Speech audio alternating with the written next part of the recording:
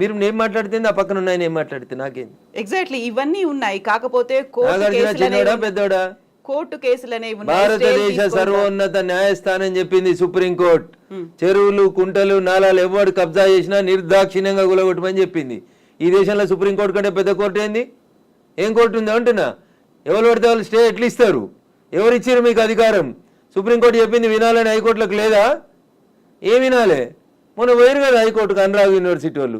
ఆయన కాయిదాలు చూసి వారం రోజులు టైం ఇచ్చి తహసీల్దార్ను ఒకవేళ FTL ఉంటే తీసేయమని చెప్పిండ్రు.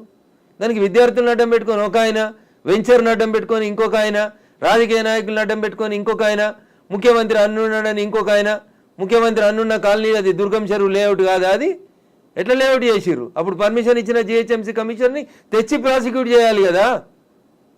దుర్గం చెరువు ఎన్ని ఎకరాలు ఉండాలి? వీళ్ళు ఎన్ని ఎకరాలు ఉంది? ఒక కొత్త చెరువు కట్టే సూరత్ లేదు కానీ ఉన్న చెరువులు మింగి రేపు భవిష్యత్ తరాల పిల్లలకి ఏమిద్దాం అనుకుంటారు మీరు? ఏమిస్తారు?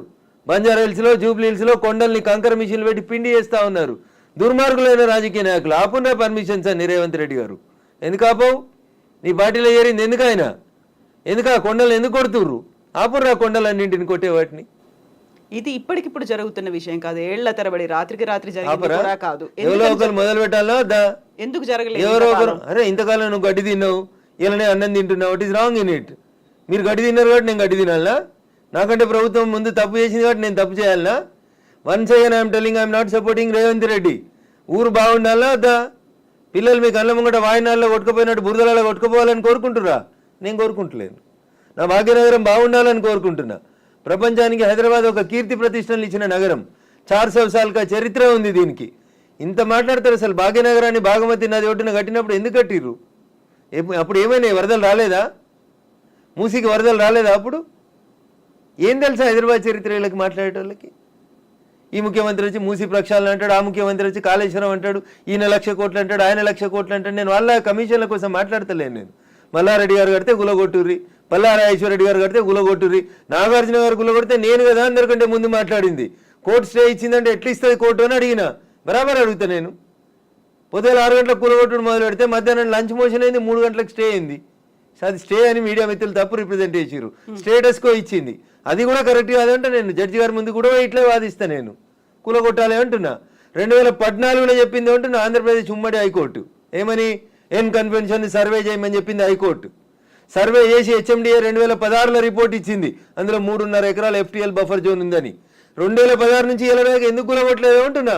కోర్టు ఉత్తర్వులను ఎందుకు ఉల్లంఘించారు? ఏం జరిగింది అనుకుంటున్నారు మీరు? ఏం జరుగుతుంది? వాళ్ళ కోడలు బ్రాండ్ అంబాసిడర్ అయింది చేనేతకి. ఆమెకి చేనేత తెలియదు, చీర తెలియదు. ఆమె తెచ్చి బ్రాండ్ అంబాసిడర్ చేసారు. ఆ సంబంధాలు ఏం సంబంధాలు వాళ్ళు చెప్పాలి, అప్పుడున్న వాళ్ళు చెప్పాలి. నాకేం తెలుస్తుంది? వాళ్ళకి ఆ రంగుల లోకంతో ఉన్న రక్త సంబంధం ఏందో వాళ్ళు చెప్తే బాగుంటుంది. నానోరు ఎందుకు ఖరాబ్ చేస్తారు? రంగుల లోకంతో రక్త సంబంధం అలా అనుకుంటే కేవలం ఎన్ కన్వెన్షన్ నాగార్జున దాని మీదే ఉంటుందా? ఇప్పటికి పద్మాలయ స్టూడియో మీద లొల్లిపెట్టింది రఘునందన్. ఇదే హరీష్ అని 6 అడుగులు ఉన్నాడు మాట్లాడిండు. మళ్ళీ పర్మిషన్ ఎట్లా ఇచ్చారు ప్రభుత్వం రాగానే? లాంకో హిల్స్ వక్ఫ్ భూములో ఉన్నారు. 10 ఏళ్ళు అధికారంలో ఉన్నాడు కేసీఆర్ అంటే. ఆయన ఒక రోజైనా మాట్లాడండి ఆ వక్ఫ్ భూముల గురించి? లగడపాటి కడుతుండని చెప్పి లాంకో హిల్స్ అంతా వక్ఫ్ భూములు దున్నుతాం, పల్గొడతాం, ఇరుగొడతాం అన్నారు. పర్మిషన్ ఎవరు ఇచ్చారో తెలుసా కవిత గారు? పద్మాలయ స్టూడియోలో అపార్ట్మెంట్లు కట్టుకోవడానికి పర్మిషన్ ఇచ్చింది ఇదే గౌరవనీయులు కేసీఆర్ గారు, KTR గారు, హరీష్ రావు గారు. ఆ రక్త సంబంధం ఏందో అడుగుండ్రు. జర్రంత అవతలకి పోతే MR ప్రాపర్టీస్ అని ఒకటి ఉంటాయి. MR ప్రాపర్టీస్లో రైతులు, తెలంగాణ రైతులు మా భూములు పోతున్నాయని ఏడిస్తే వాళ్ళకి పైసలు ఇప్పిస్తామని స్పీచ్లు ఇచ్చిండు. ఇదే KTR, అదే హరీష్ రావు, అదే కేసీఆర్ అన్నట్టు. ఆయన 10 ఏళ్ళు మంత్రులుగా పదవి అనుభవించారు. ఎన్నడన్నా MR ప్రాపర్టీస్లో భూములు కోల్పోయిన రైతుల గురించి మాట్లాడేందుకు వీళ్ళకి నోరు వచ్చిందా? ఎందుకు రాలేదనుకుంటారు కవిత గారు? కారల్ మార్క్స్ అని కమ్యూనిస్టు సిద్ధాంతకర్త చెప్తాడు, మానవ సంబంధాలన్నీ ఆర్థిక సంబంధాలనే చెప్తాడు. అందుకనే రాఘవేంద్రరావు సినిమాక్స్ని ముట్టలేదు టీఆర్ఎస్ పార్టీ. పద్మాలయ స్టూడియోస్లో అపార్ట్మెంట్లు కడుతుంటే సపట్లు కొట్టిర్రు. MR ప్రాపర్టీలో తెలంగాణ రైతులు మునిగిపోతే నోరు మూసుకున్నారు. నాలంటాడు ఎవడో మాట్లాడాలి కాబట్టి మాట్లాడడం మొదలు పెడతా ఉన్నాం. I stand for the poor only. నేను ఇప్పుడు ఈ రాష్ట్ర ప్రభుత్వాన్ని డిమాండ్ చేస్తా ఉన్నా. నేను అమ్ముతురు కదా కోకాపేటలో ఎకరం 100 కోట్లు పెట్టి 100 ఎకరాలు అమ్మిండ్రు కదా. ఆ పక్కన ఇంకా 150 ఎకరాలు ఉంది ప్రభుత్వ భూమి. ఇప్పుడు ఇండ్లు పోతున్న వాళ్ళందరికీ ఒక 25 ఎకరాలు లేఅవుట్ చేయండి. ఈ పేదోళ్ళందరికీ మంచిగా 100 గజాల స్థలం ఇయ్యండి. ప్రధానమంత్రి ఆవాస్ యోజన కింద ఇంటి పైసలు 5 లక్షలు ఇయ్యండి. ఇందిరమ్మ ఇంటి కింద నువ్వు 5 లక్షలు. ఈ నాలాల మీద కట్టుకున్న వాళ్ళు, చెరువులు కుంటలలో కట్టుకున్న వాళ్ళ కోసం ఏంది కోకపేటలో 100 కోట్లకు ఎకరం పోయే భూమిలో వీళ్ళకి లేఅవుట్ చేసి 25 ఎకరాలు అక్కడ ఉప్పల్ బగాయితో లగాయితో అని పెట్టి అమ్మిర్రు కదా ఊడా యాక్షన్ పెట్టి. అట్లా ఈ గరీబ్ వాళ్ళందరికీ తీసుకొచ్చారా కాలనీ కట్టు, వీళ్ళు అరువులు కాదా 100 కోట్ల భూమిలో ఉండేందుకు? 10 ఏళ్ల క్రితం కట్టుకున్న ఇల్లు కన్నం కూడా కూలిపోతుంది కదా, బాధపడుతురు కదా. వాళ్ళని తీసుకొచ్చాడు 25 ఎకరాలు లేఅవుట్ చేయి Revanth Reddy. Then I will support you, then I will congratulate you. అంతేగాని అసదుద్దీన్ ఓవైసీ ఇచ్చిన ఉడత ఊపులకు భయపడితే 400 కాదు 4000 స్టూడెంట్స్ ఉన్నారని బెదిరిస్తాడు. ఎందుకు సల్కం చెరువు కూల్తలేదు? కూలాలి కదా సల్కం చెరువులో ఉన్న ఫాతిమా మెడికల్ కాలేజ్. ఎందుకు భయపడుతున్నారు?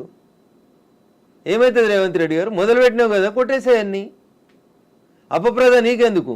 మల్లారెడ్డితో పాత పగుందని, పల్లారాజేశ్వరరెడ్డి పార్టీ మార్తలేడని కొడుతున్నారన్న చెడ్డ పేరు ఎందుకు? ముందు అసదుద్దీన్ ఓవైసీ తోటి మొదలుపెట్టు. సో మధ్యలో విద్యా సంవత్సరం అక్కడ ఆల్టర్నేట్ అనేది దసరా సెలవులు వస్తాయి కదా, ఇమ్మీడియట్ గా ఆల్టర్నేట్ ఇంకో ఎందుకు దొరకదు? కాలేజ్ లో ఎందుకు దొరకదు? అకామిడేట్ చేయడానికి ఎందుకు దొరకదు అంటున్నా.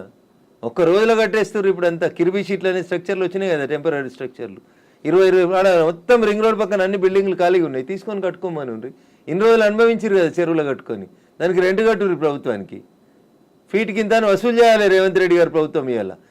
నిజంగా ఎవరైనా పేదలకు నష్టం జరుగుతుంది చెరువులలో తెలిసి తెలియక అమాయకంగా ప్రభుత్వం లేఅవుట్కి పర్మిషన్ ఇస్తే కట్టుకున్న వాళ్ళు ఉన్నారు, వాళ్ళందరినీ తీసుకొచ్చి కోకపేటలో పెట్టండి అంటున్నా.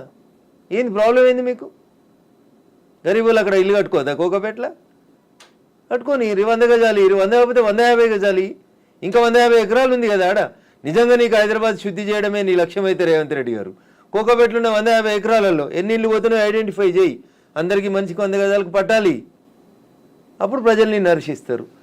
ఇప్పుడు జీవో 111 కాదు, అంతకుముందు వాల్టా యాక్ట్లు ఇవన్నీ కూడా వచ్చాయి మన వాటర్ బాడీస్ ని ప్రొటెక్ట్ చేసుకో. నాకంటే ముందున్న వాళ్ళు ప్రతి ఒక్కరు తప్పు చేసిండని ఇప్పుడు నన్ను తప్పు ఏమని అడిగే అధికారం మీకు? నో, అంటే ముందు నుంచి ఎందుకని ఫోకస్ పెట్టలేకపోయారు? ప్రెషర్స్ ఏమున్నాయి? ఎవరికి భయపడ్డారని మీరు? రాజకీయ నాయకులకి, రియాల్టర్లకి, వాళ్ళు ఇచ్చే పైసలకి. ఇంతకంటే ఎక్కువ ఏముంటుంది తల్లి? కట్టే కొట్టే తెచ్చిమంటే ఇంతే. రాజకీయ నాయకులకి ఎవరో ఫైనాన్స్ చేసేటోళ్ళు, ఫండ్ ఇచ్చేటోళ్ళు, ఎవరో ఒక బిల్డర్ ఉండి అన్న నేను ఈ చెరువు పక్కన జరంత మట్టి వచ్చి అమ్ముకుంటా అంటే అమ్ముకోమంటాడు, చూసి చూడనట్టు పొమ్మంటాడు, అయిపోతుంది. అది 1 పోయి 2 అవుతుంది, 2 పోయి 3 అవుతుంది. అట్లా వాడు పోసిండని వీడు పోసి, వీడు పోసిండని ఇంకోటి పోసి. సో ఇప్పుడు మనకి వానలు, వరదలు, ఇవి మునిగిపోవడాలు ఇలాంటివన్నీ ప్రతిసారి వచ్చినట్టే. ఇదంతా ఎకలాజికల్ ఇంబ్యాలెన్స్. ఎగ్జాక్ట్లీ, ఇదంతా ఎకలాజికల్ ఇంబ్యాలెన్స్. ప్రకృతిని కాపాడండి, పర్యావరణాన్ని ప్రేమించండి. లేకపోతే ఇప్పుడు మంచినీళ్ళు తాగమంటే బాటిల్ పెట్టినట్టు రేపు ఆక్సిజన్ సిలిండర్లు జబ్బ మీద వేసుకొని మీ మన్మరాలు తిరగాల్సిన దుస్థితికి పోతారు మీరు. ఆ పరిస్థితి రాకుండా కాపాడండి అంటున్నా. ఎగ్జాక్ట్లీ. సో కోర్టు నోటీసులు, స్టేలు, ఆ తర్వాత స్టేటస్ కో మెయింటెనెన్స్లు ఇవన్నీ కూడా అంటే ప్రతిదీ ఏది టచ్ చేద్దామన్నా మళ్ళీ కోర్టుతో లింక్ అయి ఉంది కాబట్టి ఇది కూడా ఎక్కువ కాలం నిలవదేమో హైడ్రా అనేది కూడా వినిపిస్తుంది. యాజ్ అడ్వకేట్ మీరేం చెప్తారు అసలు? సో నేనేమంటున్నా, శుభం గోర్ర పెళ్లి కొడుకు అంటే ఏదో అన్నాడంటే అట్లున్నది మా కవిత ఆలోచన. ఎందుకు కోర్టు ఎందుకు ముందు నుంచి అనేది అదే కదా, కవిత ఆలోచన దగ్గరికి వెళ్ళింది అనగానే కోర్టు స్టే కోర్టు పరిధిలో మాట్లాడము అనే మాటలు ఎవరు? నేను మాట్లాడుతూనే ఉన్నా కదా రోజు. నో, మీరనట్లేదు, ఆక్యుపై చేసుకున్న వాళ్ళ దగ్గర నుంచి వచ్చే సమాధానం అదే, కోర్టు పరిధిలో ఉంది కాబట్టి. తప్పించుకునే ప్రయత్నం తప్ప ఏముంటది? దొంగకు తేలుగుడితే ఏం చేస్తాడు? తేలుగుట్టిందని చెప్తాడా? అప్పటికి నోరు మూసుకొని పోతాడు. గట్లే ఉంటుంది. ఏం స్టే ఉంది? స్టే ఉంది అని ట్వీట్ చేసి ఏడ స్టే ఉంది? ఏ కోర్టులో స్టే ఉంది? ఏంది స్టే? స్టేలు సంవత్సరాలు ఉండొద్దని ఇదే సుప్రీంకోర్టు చెప్పింది అంటున్నా. మా గౌరవ న్యాయమూర్తులు అట్లా సంవత్సరాలు స్టే ఇయ్యరు. స్టే ఈజ్ టెంపరరీ అంతే. 15 రోజులు, నెల, 2 నెలలు, 3 నెలలు అంతే. స్టే ఏంది? 2014లో ఎన్కన్వెన్షన్ సర్వే చేయమని 2024 దాకా స్టే ఇచ్చిరా? ఏ కోర్టు ఇచ్చిందో చూపెట్టురు నాకు. మీ అంత చదువుకోకపోవచ్చు కానీ నాకు స్టే అంటే ఏందో అర్థం తెలుసు, జర చూపెట్టుర్రి. హైడ్రాకి విధి విధానాలు లేవు, సరిగా ఏది ఫామ్ చేయకుండానే ముందుకెళ్ళిపోతున్నారు, బుల్డోజర్ సర్కార్ని తీసుకొస్తోంది హైడ్రా పేరుతో అనే వాదనని ఎట్లా చూస్తారు మీరు? మీకు వచ్చిన కడుపు నొప్పి ఏంది? మీరు ఫేర్గా ఉన్నారు కదా, మీరు నీతిగా ఉన్నారు కదా, మీరు పర్యావరణం బాగుండాలని కోరుకుంటారు కదా, ఈ భాగ్యనగరం బాగుండాలని కోరుకుంటారు కదా. In what way you are agreed by it? మీకు వచ్చే నష్టమైంది అంటున్నా. ప్రజల చేత, ప్రజల కొరకు ప్రజలు ఎన్నుకున్నటువంటి ప్రభుత్వాలు తీసుకునే నిర్ణయాలని ఏం చేస్తారు మీరు? కోర్టు ఎందుకు అడ్డుకుంటుంది? కోర్టుకుండే అధికారాలు ఏంటి? ఎంతవరకు అడ్డుకోవాలో అంతవరకే అడ్డుకుంటుంది. నేను చెప్తున్నా కదా, ఈ దేశ సర్వోన్నత న్యాయస్థానం సుప్రీంకోర్టు చెప్పింది కూలగొట్టమని. సుప్రీంకోర్టుకు భిన్నంగా లోకల్గా ఉండేటువంటి జడ్జిలు అట్లా ఇస్తారా జడ్జిమెంట్లు? నాకు తెలిసినంత వరకు అయితే ఎవరు కవిత గారు. సో ఇప్పుడు హైడ్రాని సడన్ గా తెర మీదకి తీసుకొచ్చింది. 1994 రావడం, ఒక హైడ్రాని తీసుకొని రావడం అనేది భయపెట్టడానికో, బెదిరించడానికో, లేకుంటే రుణమాఫీ 6 గ్యారంటీ స్కీములు అడుగుతున్నారు కాబట్టి డైవర్షన్ పాలిటిక్స్ అనే వాళ్ళకి ఏం చెప్తారు మీరు? నేనంటున్నా రుణమాఫీ చేయాల్సిందే, ఇచ్చిన 6 హామీలను అమలు చేయాల్సిందే. రైతులకు చెప్పినటువంటి రుణమాఫీ, యువతకు చెప్పిన డిక్లరేషన్, మహిళలకు ఇచ్చినటువంటి మహిళా డిక్లరేషన్ అన్నీ చేయాల్సిందే. అవి చేసి ఇది వదిలేద్దామా? అవి చేయాల్సిందే, ఇవి చేయాల్సిందే. ఇది చేయమని చెప్పురు, అది చేయమని లొల్లి పెడతాం. మేము లొల్లి పెడుతూనే ఉన్నాం కదా. బీజేపీ ప్రశ్నిస్తున్న బీజేపీ పేరిట, ప్రశ్నిస్తున్న తెలంగాణ పేరిట మేమంతా నడుపుతూనే ఉన్నాం కదా. రైతన్నల రుణమాఫీ కోసం మాట్లాడితే హైడ్రా గురించి మాట్లాడొద్దా? బట్ అది డైవర్షన్ కోసమే చేస్తున్నారు అనే మాట. So I don't have any comment on this particular issue. నేనేమంటున్నా, నేను రుణమాఫీ కాలేదు, రైతులతో చేయించేది రైతులతో చేపిర్రి, హైడ్రాకి దానికి ఏం సంబంధం అంటున్నా. ఎందుకు రాస్తున్నాయి పేపర్లు హైడ్రా గురించి అంత గొప్పగా? వదిలేశారు, ఆయన పని ఆయన చేసుకుంటూ పోతాడు, మీ పని మీరు చేసుకోర్రి. రుణమాఫీ గురించి మీరు రాయమంటే రాస్తారా? రాయరు కదా. రైతులు మాట్లాడితే మన పేపర్లో హెడ్ లైన్స్ రావు కదా. ఏమవుతాయి మనకి? హైడ్రా మా కేటీఆర్ అంటాడు, ఆయన పోయి అమెరికాలో అంటాడు. అది ఫుల్ హాఫ్ పేజీలు వస్తుంది, పెద్ద పేజీలలో వస్తుంటుంది. ఫస్ట్ పేజీలలో 119 ఎమ్మెల్యేలలో ఆయన యువరాజు అయినట్టు ఆయన మాట్లాడితే పైన ఒక బాక్స్ కట్టి రాస్తారు మీరు. ఆయన కట్టిన జన్వాడ ఫామ్ హౌస్ నాది కాదని స్టేట్మెంట్ మారుస్తాడు. ఒక్క మీడియానైనా రాసిందా? రేవంత్ రెడ్డి అన్నట్టు ఆయన అరెస్ట్ చేసిన రోజు ఈ ఫామ్ హౌస్ నాది, ఇగో దాని మీద డ్రోన్ ఎగిరేసినావు, ఇగో క్రైమ్ నెంబర్ ఇంత, నార్సింగ్ పోలీస్ స్టేషన్ అని తీసుకొచ్చి ఒక్కరైనా రాసిరా మా జర్నలిస్ట్ మిత్రులు? ఇవాళ అది నోరా మోరా, ఇది నాది కాదు నా దోస్తుంది అని చెప్తే ఎందుకు రాయారు?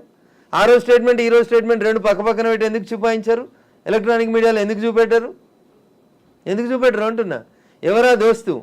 ఎందుకు నీకు లీజుకి ఇచ్చిండు? ఆయనకు నీకున్న వ్యాపార సంబంధాలు ఏంది? అది కదా మీరు బయట పెట్టాల్సింది. మునిపోయిన కంపెనీకి వారసుడు కదా ఆయన, నీకు జాగి ఇచ్చిన ఆయన, లీజ్ ఇచ్చిన ఆయన. 8,000 కేట్లు ఎగ్గొట్టిర్రాళ్ళు ఈ దేశంలో. అది మాట్లాడుకుందాం గట్లా. ఇవి మాట్లాడితే మంచిగా ఉంటాయి కదా. కవిత గారు ఆయన డింగ్ డింగ్ అని ఎగురుకుంటూ పోయి జొన్నవాడ ఫామ్ హౌస్ ఆ రోజు ఎందుకు చేసినావు? డ్రోన్లు ఎగురుతలేవా? తెలంగాణలో డ్రోన్ ఏడా ఎగురుతలేదా? డ్రోన్ ఎగిరేస్తే తప్ప ప్రతి పెళ్లిలో డ్రోన్ ఎగురుతుంది, ప్రతి బరాతులో డ్రోన్ ఎగురుతుంది, ప్రతి శ్రీరామనవమికి డ్రోన్ ఎగురుతుంది, ప్రతి వినాయక చవితికి. ప్రైవేట్ ప్రాపర్టీ మీద ఎగరడం అనేది నీది కాదు కదా ప్రాపర్టీ. నువ్వెందుకు కంప్లైంట్ ఇచ్చినావు? నీకెందుకు కడుపున వచ్చింది? జన్వాడ ఫామ్ హౌస్ నీది కాదు కదా, నీ దోస్తుంది కదా. ఒక ఎంపీ పార్లమెంట్ నడుస్తుంటే ఢిల్లీకి వెళ్ళి హైదరాబాద్కి వస్తే ఎయిర్పోర్ట్కి వెళ్ళి పట్టుకొచ్చి రిమాండ్ చేసిరు కదా నార్సింగ్ పోలీసు వాళ్ళు. అప్పుడు ఎందుకు చేసినావు?